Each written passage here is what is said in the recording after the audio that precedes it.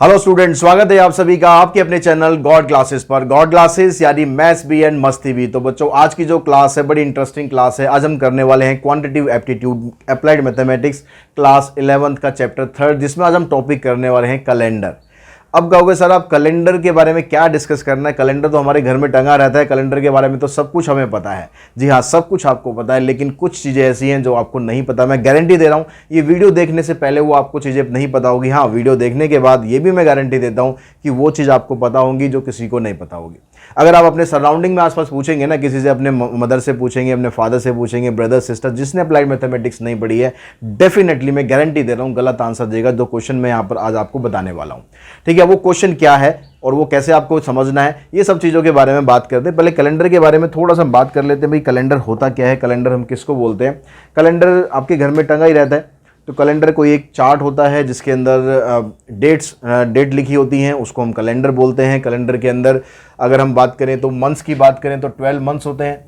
तो ये सब तो आपको पता ही है। अच्छा, जो मंथ्स जब हम काउंट करते हैं तो 12 मंथ्स तो हो गए। जब वीक काउंट करते हैं तो उसके अंदर टोटल नंबर ऑफ वीक अगर आप देखेंगे, completely week 52 number of week होते हैं। क्योंकि जो लीप ईयर होता है उसके अंदर 366 डेज होते हैं और नॉन लीप ईयर होता है उसके अंदर 365 डेज होते हैं। अगर आप 366 को या 365 को 7 से डिवाइड करोगे, क्योंकि 7 दिन मिलकर क्या बनता है, एक वीक बन जाता है। तो अगर मैं 365 को डिवाइड करूं, 365 को अगर मैं 7 से डिवाइड करूं तो कितना बनेगा, 7 5 जा 35, 7 2 जा 14।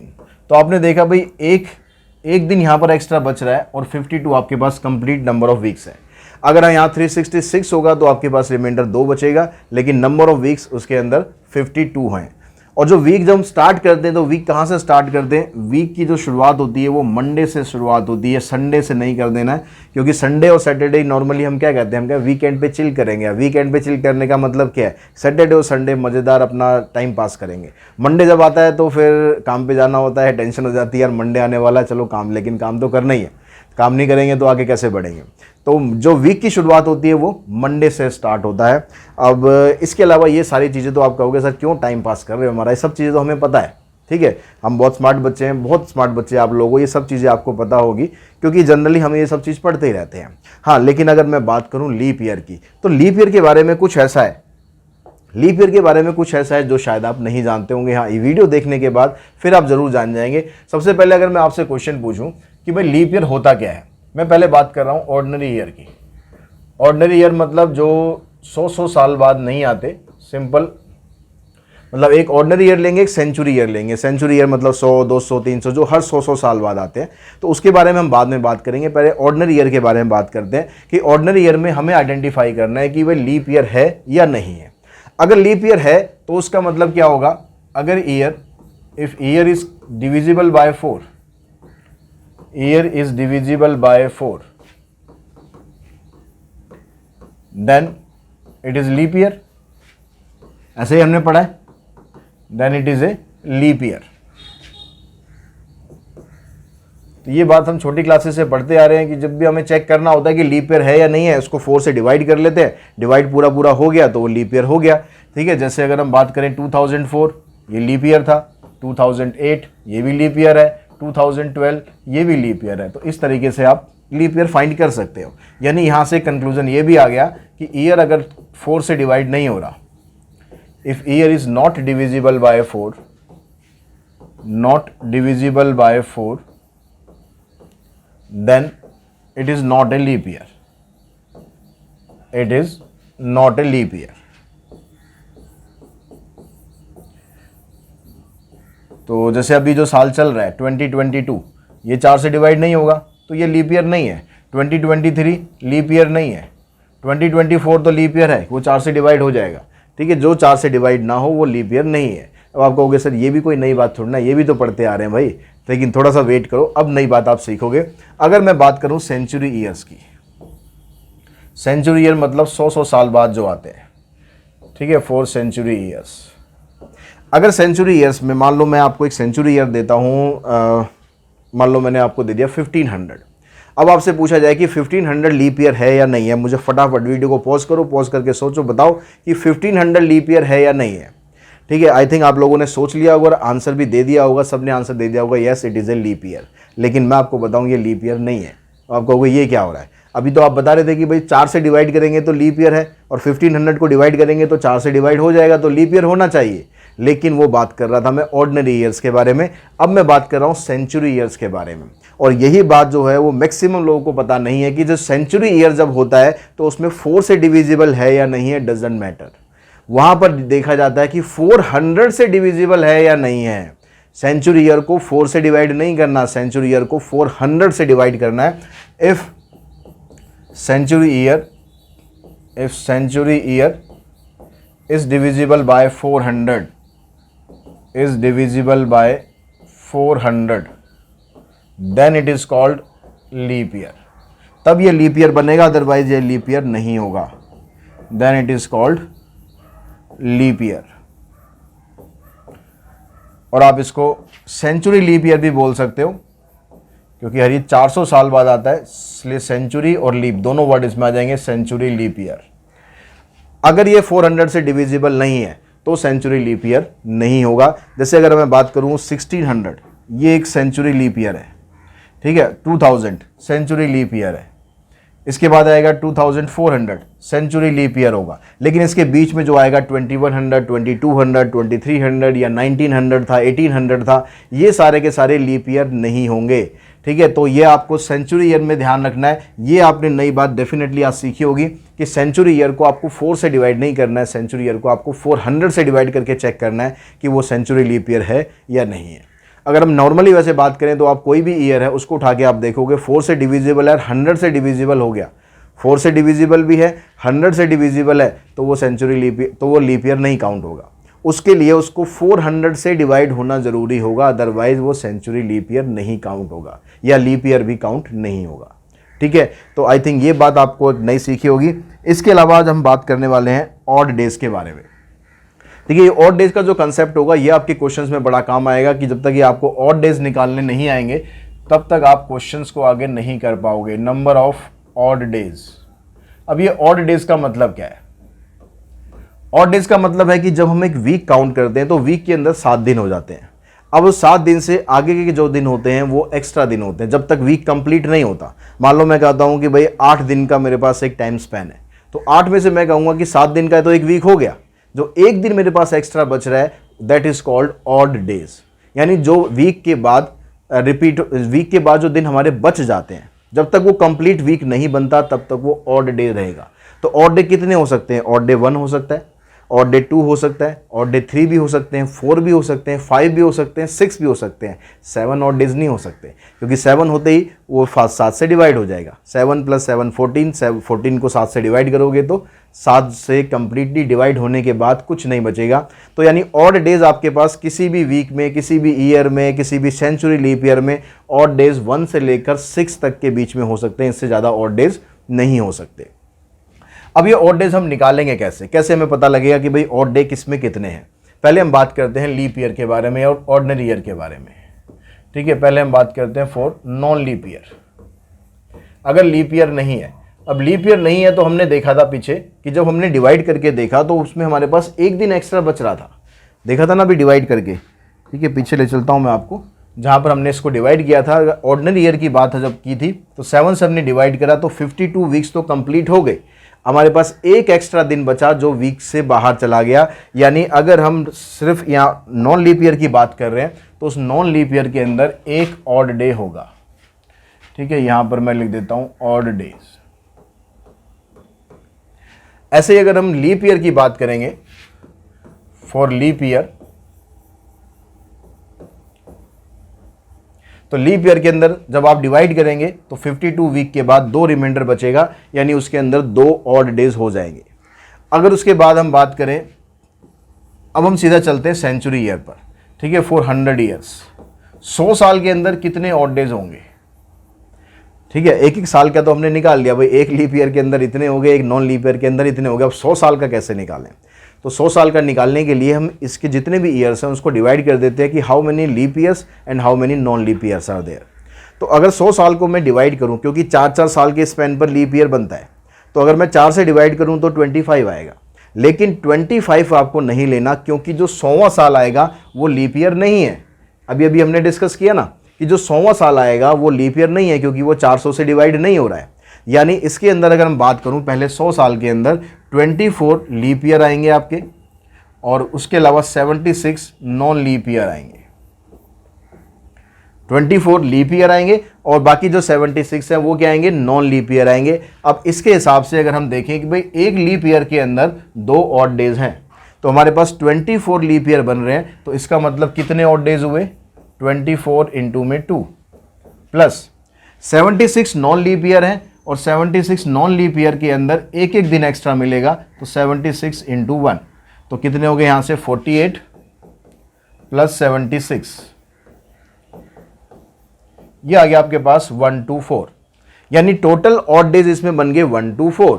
लेकिन हमने तो देखा था कि भाई जो ऑड डेज होते हैं वो तो 6 से ज़्यादा हो नहीं सकते, तो फिर हम इसको कैसे करेंगे, हम इसको 7 से डिवाइड कर लेंगे। जितने भी दो एक्स्ट्रा दिन थे वो सारे मिलकर वीक में कन्वर्ट होते जाएंगे। अब कितने वीक बन जाएंगे उसके लिए हम इसको डिवाइड कर लेते हैं 7 से। तो 124 को जब आपने 7 से डिवाइड करा तो कितना आया, 7 1 जा 7, 7 7 49, तो आपके पास बचा 5 रिमाइंडर। यानी 124 को हम ऐसे लिख सकते हैं 7 इंटू 17 प्लस 5। ये जो प्लस 5 आएगा यही आपके ऑड डेज बनेंगे। ये रिमाइंडर कभी भी 6 से ज़्यादा नहीं होना चाहिए, ध्यान रखना, ठीक है, रिमाइंडर 6 से ज़्यादा नहीं करना है। तो इसके अंदर कितने हो गए आपके पास, 5 ऑड डेज हो गए पहले 100 साल के अंदर, ठीक है। यहाँ पर नॉन लीप ईयर के अंदर 1 ऑड डेज है, यहाँ पर 2 ऑड डेज हैं, और यहाँ पर आगे आपके पास 5 ऑड डेज। अब हम बात कर रहे हैं 200 साल के लिए, ठीक है, फॉर 200 ईयर्स। तो इसका तो बड़ा सिंपल बन गया।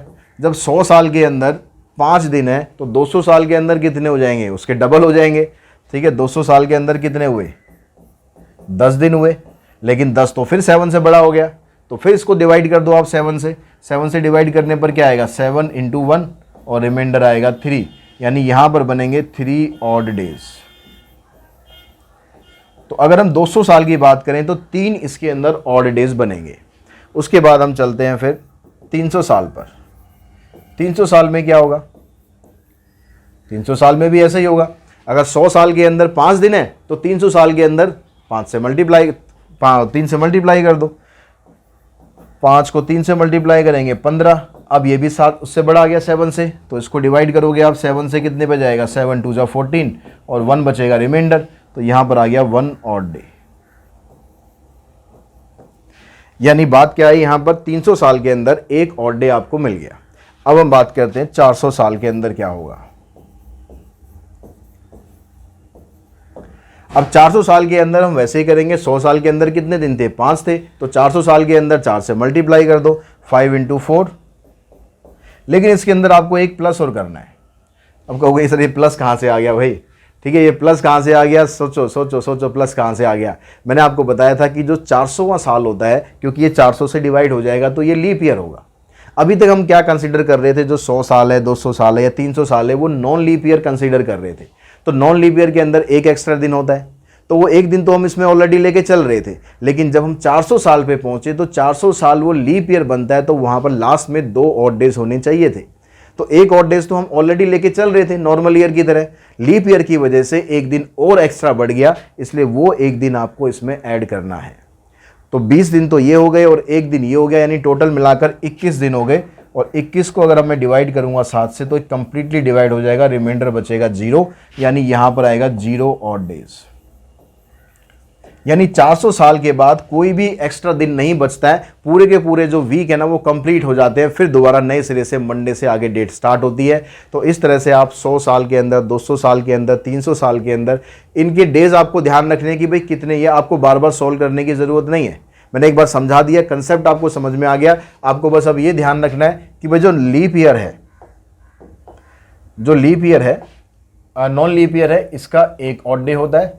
नॉन लीप ईयर के अंदर 2 ऑड डेज होते हैं, सॉरी लीप ईयर के अंदर 2 होते हैं, नॉन लीप ईयर के अंदर 1 होता है। 100 साल के अंदर 5 ऑड डेज होते हैं, 200 साल के अंदर 3 ऑड डे होते हैं, 300 साल के अंदर 1 ऑड डे होता है, और 400 साल के अंदर कोई भी ऑड डे नहीं होता। तो बस ये आपको ध्यान रखना है। इसकी हेल्प से हम क्वेश्चन करने वाले हैं। कुछ क्वेश्चन अभी हम करेंगे एग्जाम्पल से रिलेटेड, एक्सरसाइज नेक्स्ट वीडियो में करेंगे। अभी मैं कुछ एग्जाम्पल से आपको समझाता हूँ कि ये ऑड डेज का जो कंसेप्ट है वो आपको किस तरीके से यूज़ करना है। तो क्वेश्चन पे हम चलते हैं। ये एग्जाम्पल है आपकी बुक में, एम.एल. अग्रवाल जो बुक है, फर्स्ट एग्जाम्पल, उसमें कहता है कि जो 30 मार्च है 2020 वो है मंडे। 30 मार्च 2020 ये दे रखा है आपको मंडे।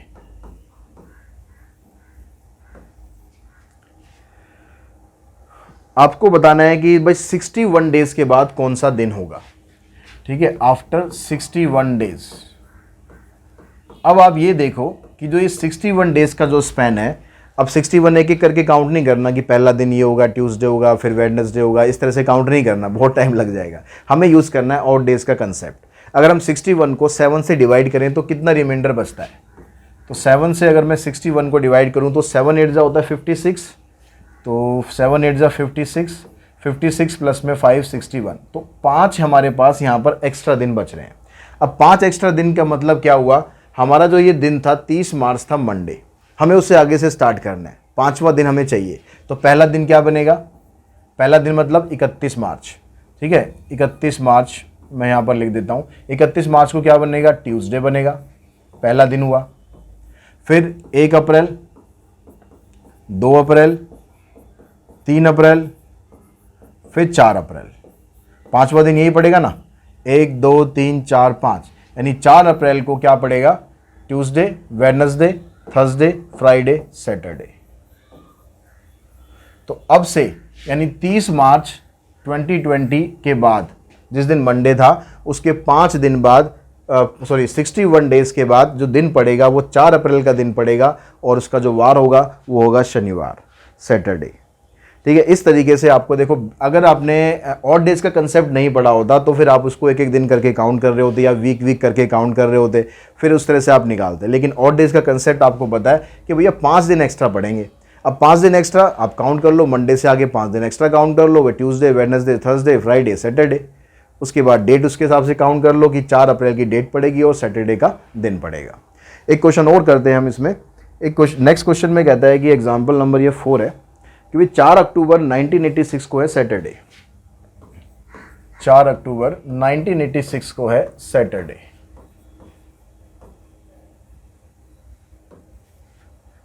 तो अब आपसे पूछ रहा है कि 10 अप्रैल 1991, 10 अप्रैल 1991 को क्या पड़ेगा? तो अब यहां से हम ऑड डेज फाइंड करना स्टार्ट करते हैं। हमने कहां से स्टार्ट किया भाई? 4 अक्टूबर का तो उसने दे रखा है, हम उससे अगले दिन से स्टार्ट करते हैं। हम लेते हैं 5 अक्टूबर 1986 से स्टार्ट करते हैं और पूरा 1 साल तक जाते हैं। 1 साल मतलब 4 अक्टूबर 1987 को। अगर ईयर में बहुत ज़्यादा डिफरेंस नहीं है तो एक एक साल करके आप चल सकते हो। ठीक है, अब इसके अंदर ऑड डेज आप देखो कितने हैं। अब आपको ये देखना है कि जो फैब आएगा वो किस में आएगा। फैब इसमें आएगा ना, क्योंकि ये तो अक्टूबर से स्टार्ट हो गया, 86 से एक स्टार्ट हो गया, फिर आगे चलेंगे। तो जो फैब 87 आएगा, फैब 87 का मतलब हो गया नॉन लीप ईयर है। तो इसके अंदर इस 1 साल के अंदर हमें एक ऑड डे मिलेगा।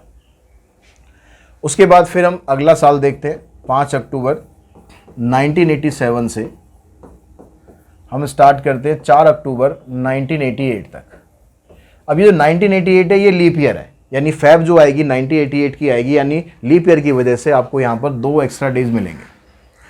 फिर उसके बाद 5 अक्टूबर 1988 से स्टार्ट करेंगे हम 4 अक्टूबर 1989 तक, नॉन लीप ईयर आएगा, एक एक्स्ट्रा दिन बचेगा।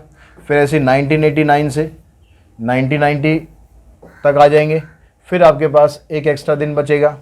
अब आप 1990 से 1991 तक नहीं जाओगे, क्योंकि यहाँ पर तो सिर्फ हमें अप्रैल तक चाहिए, हम अक्टूबर तक जाना ही नहीं है। तो यहाँ तक हमारे पास दिन आ गए कितने, पहले इनको काउंट कर लेते हैं, 2 और 3 5 ऑड डेज हमारे पास यहाँ तक हो गए। ठीक है, अब हम उसके बाद कहाँ तक पहुँच गए? हम पहुँच गए 4 अक्टूबर तक। अब हम यहाँ से स्टार्ट करते हैं मंथ वाइज, कि मंथ वाइज आपके पास कितने कितने ऑड डेज मिलेंगे। तो मैं 5 अक्टूबर से स्टार्ट करता हूँ। ठीक है, अक्टूबर 1990। तो अक्टूबर के अंदर टोटल मिलाकर 31 डेज होते हैं। अक्टूबर के अंदर टोटल मिलाकर 31 डेज होते हैं। उस 31 डेज में से 4 दिन तो ऑलरेडी हमारे पास हो चुके हैं, 4 अक्टूबर तक तो हमने काउंट कर लिया, बचे 27 दिन। अक्टूबर 1990 में 27 दिन हो गए। अक्टूबर के बाद फिर नवंबर आएगा, नवंबर के अंदर 30 दिन हो गए। दिसंबर आएगा, दिसंबर के अंदर 31 दिन हो गए। फिर जनवरी आएगी 1991 की, इसके अंदर भी 31 दिन होंगे। फैब आएगा, 1991 का फैब आ रहा है तो दिन रहेंगे इसमें 28। फैब के बाद फिर मार्च, मार्च के अंदर आ जाएंगे 31। अब हमें कहाँ तक जाना है? सिर्फ 10 अप्रैल तक जाना है, तो उससे आगे जाने की ज़रूरत नहीं है। तो अप्रैल में जब आप दिन लेंगे तो आपको लेने हैं सिर्फ 10 दिन। तो टोटल मिलाकर ये कितने दिन बने पहले ये देख लो। 7, 8, 9, 10, 8, 18 बचा 1, 2 और 1 3, 3 6, 3 9, 3 12, 12 और 2 14 और 4 18, 188 ही आ गया। अब 188 क्योंकि 7 से ज़्यादा है तो 188 को आप उसमें काउंट 7 से डिवाइड करके देखो कितना बनेगा। 7 से डिवाइड करेंगे, 7 1 जा 7, 4 बचेगा, 48 बना, 7 6 जा 42 और रिमाइंडर बच गया आपके पास 6। तो यहाँ से आपको 6 ऑड डेज यहाँ से मिल गए। तो अब टोटल ऑड डेज आपके कितने बने?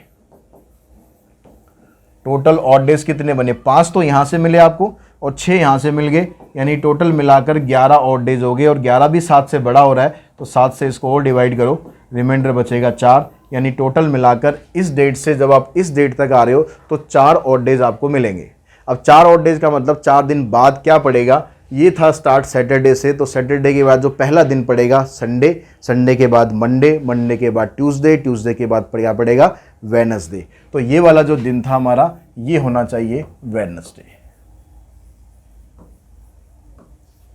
तो इस तरीके से आप ऑड डेज का जो कंसेप्ट है वो यूज़ करके फाइंड कर सकते हैं कि आपका आंसर क्या आएगा, आपका दिन क्या आएगा, आपकी डेट क्या आएगी, सब कुछ आप निकाल सकते हैं। और आई होप इस वीडियो के थ्रू आपको कुछ नया सीखने को मिला होगा ज़रूर। और मैं उम्मीद करता हूं कि वीडियो आपको पसंद आई होगी। वीडियो पसंद आई है, चैनल का कंटेंट पसंद आता है तो चैनल को आप शेयर करें अपने दोस्तों के साथ और खुद सब्सक्राइब करके रखें, बेल आइकन को प्रेस करके रखें। आज की वीडियो में इतना ही। Thanks to all of you.